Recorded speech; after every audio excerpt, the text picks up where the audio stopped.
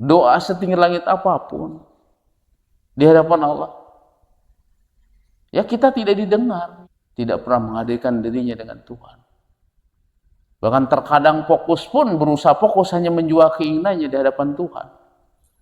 Tidak bisa membedakan dia keinginannya, tidak bisa membedakan waktu ibadah. Bahkan keinginannya dibawa ke dalam masuk ibadah, ke dalam ranah ibadah. Nah, itu yang sangat jelek. Saya mengulas sedikit ya tadi, aksir min dzikri hadzimil ladzati dzikrul.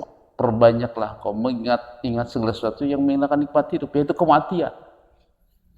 Supaya kita jangan kejongjongan, jangan terlena itu dengan angan-angan. Maka banyak teman kita yang ambisi, yang keras, yang susah dikasih tahu, akhirnya Allah menyebut juga. Karena Allah tidak suka. Makanya kenapa orang-orang dulu panjang umur? Sederhana. Sehat, dinikmati, makan seadanya, terkadang tanpa apapun, kan, di gunung-gunung tuh. Kan, hanya nasi aja, sayuran pun tidak pakai, dinikmati. Nah, itu. Karena mereka menikmati hidup. Sekarang ya, makanan tidak dipandang, hidup selalu stres, tegang, kan itu bikin masalah sendiri, bikin ulah sendiri, kan tidak mampu menjaga hati dan perasaan. Makanya saya tertarik ya dengan kehidupan di Bali itu, walaupun saya bukan agama mereka. Pagi bakar dupa, fokus dulu kan kepada apa ritualnya, kan saya tuh senang gitu lihatnya tuh, betul-betul mencari ketenangan jiwa tuh ibadah mereka gitu. Ya sebetulnya di Islam juga sama ya gitu, ada 5 waktu ya sehari. Cuman terkadang ya ibadah itu menjadi formalitas. Dengan ibadahnya tidak membuat dia tawadu, dengan ibadahnya dia tidak membuat rendah hati, dengan ibadahnya dia tidak membuat tenang, dengan ibadahnya dia tidak membuat berpasrah diri. Jadi selama ini ya ibadah hanya rutinitas saja, tidak ada dampak apapun. Ya itulah yang namanya failul lil musallin alladzina hum an sholatin. Celakalah orang yang lalai mengerjakannya. Ya itulah. Hanya formalitas semuanya. Hanya mengada-ada gitu. Tidak pernah menghadirkan dirinya dengan Tuhan. Bahkan terkadang fokus pun berusaha fokus hanya menjual keinginannya di hadapan Tuhan. Tidak bisa membedakan dia keinginannya, tidak bisa membedakan waktu ibadah. Bahkan keinginannya dibawa ke dalam masuk ibadah, ke dalam ranah ibadah. Nah, itu yang sangat jelek. Sehingga semua ibadahnya dinilai oleh keinginannya. Itu yang sangat tercela. Sangat tercela. Justru harusnya ketika ibadah memikirkan kematian.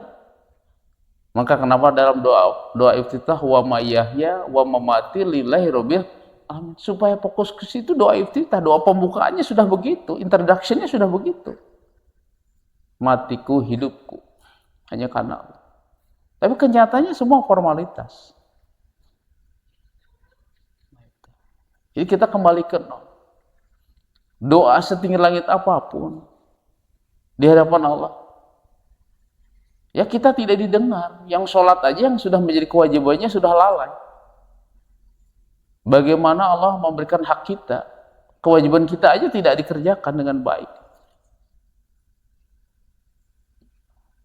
Di majelis-majelis zikir kebanyakan ya seolah-olah bukan pencarian diri dengan Tuhan, tetapi pencarian hawa nafsunya, pencarian kehendak dirinya.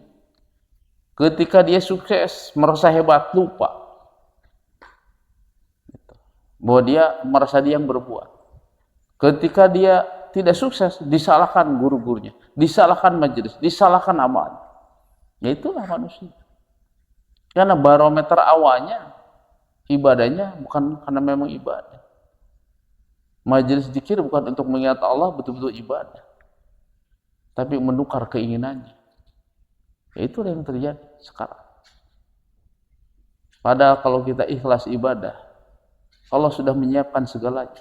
Nahnu auliakum hayatud dunya wal akhirah. Allah sudah menyiapkan dunia akhiratnya. Enggak usah dipinta. Itu mah sudah saran yang Allah berikan. Nah ini. Pantas kata Rasulullah, perbanyaklah mengingat-ingat segala sesuatu yang menghilangkan nikmat hidup, yaitu kematian. Coba Anda coba, ketika depresi, ketika stres ketika kita banyak bisikan setan, kembalikan kepada kematian. Bos, besok lusa saya itu akan menjadi seonggok tanah. Apa sih yang dikejar gitu? Siapa sih yang akan peduli?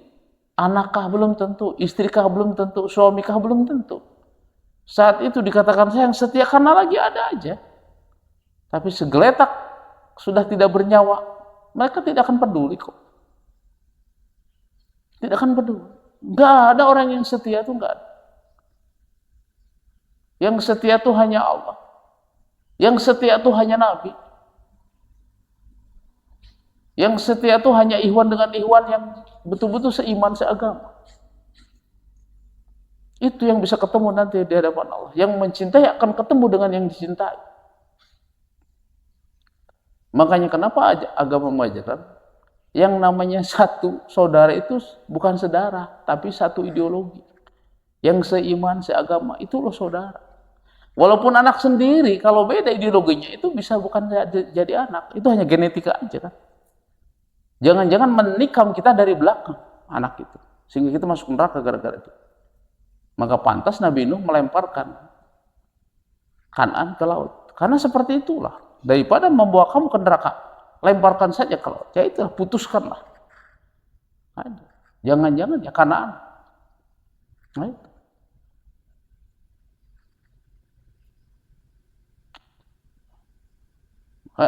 Perbanyaklah mengingat-ingat yang menghilangkan nikmat hidup, yaitu kematian. Coba bayangkan Anda ketika dimasukkan ke liang kubur. Andaikan Anda sadari belajar zikir kematian, bayangkan Anda zikir itu seolah-olah di dalam kubur, seolah-olah lagi mati. Menurut keterangan, 7 langkah yang mengantar mayit setelah kita dikuburkan, maka disitulah berproses, malaikat bertanya. Dan tidak ada yang bisa menemani, dan tidak ada yang peduli, semuanya juga. Hanya amal kita yang peduli. Tidak ada yang bisa kenal.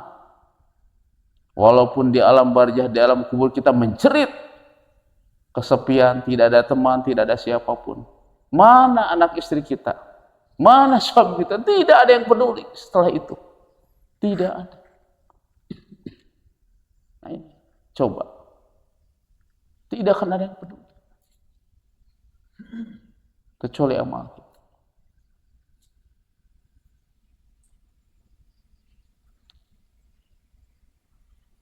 Supaya kita dewasa, hati kita tenang, hati kita tidak terlalu ambisi, perbanyaklah mengingat kematian. Itu teman sejati kita nanti di alam barzah itu siapa? Bukan anak, bukan istri, bukan suami. Bukan, tapi amal kita. Ya mungkin kita punya anak yang soleh mendoakan, belum tentu anak kita soleh. Mungkin suami kita, kalau suami kita soleh, ingat. Setelah meninggal beda lagi urusan. Mungkin istri kita soleh, kalau sudah meninggal beda urusan. Mungkin tidak akan ingat lagi. Yang ada kita hanya diingat sebagai jasad yang sudah mati jadi tanah.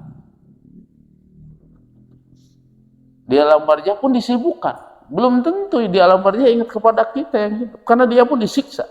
Sibuk dengan keadaannya. Maka ada yang menyebut keterangan ketika 7 langkah mereka meninggalkan. Ada malaikat yang bertanya. Ada yang menyuruh kita malaikat. Yang memberikan yang datang. Siapa kamu? Dan tulis amal kamu. Tulis amal kamu selama di dunia. Ada yang mengatakan demikian. Hai malaikat, aku tidak membawa pena. Aku tidak membawa kertas. Penamu itu tangan. Kertasmu itu kain kapanmu. Dan tintanya ludah. Tulis amal. Dan di situ merobeklah kain kapan separuh. Ditulislah tangan dengan tinta ludahnya. Semua amal-amal. Menulis sendiri. Telunjuknya tentang amal ketika hidup. Ketika dia jelek akan ditulislah jelek dengan sendirinya. Walaupun dulu hidupnya mungkin tidak bisa menulis, ketika itu akan dituliskanlah semua amal di kain kapan yang dia sobek. Lalu malaikat mengatakan, siapa kamu? Inilah tulisannya. Lalu dikalungkanlah di lehernya tulisan tadi. Bahwa mata kata Rasulullah, manusia itu ditetapkan surga dan nerakanya. Maksudnya itu. Dalam bahasa Al-Quran, manusia itu sudah ditetapkan surga dan nerakanya. Maksudnya itu. Ada di kalungnya. Dari kain kapannya itu dia siapa. Ditulis oleh tangannya sendiri. Coba kita belajarlah ke masa yang akan datang. Jangan belajar tuh mengumbar keinginan terus. Belajar kematian. Aksiru min zikri hadimin ladzati zikru. Perbanyaklah mengingat-ingat kematian. Atau yang menghilangkan nikmat hidup, yaitu kematian.